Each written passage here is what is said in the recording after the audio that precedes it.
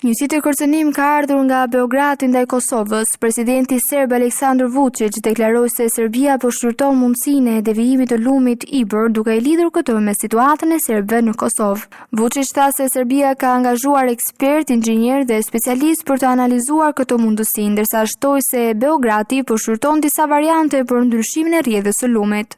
Lideri serb tha gjithashtu se nuk beson se situata do të çojë në një përplasje me NATO, duke deklaruar se Serbia po kërkon mënyra për të ndihmuar komunitetin serb në Kosovë.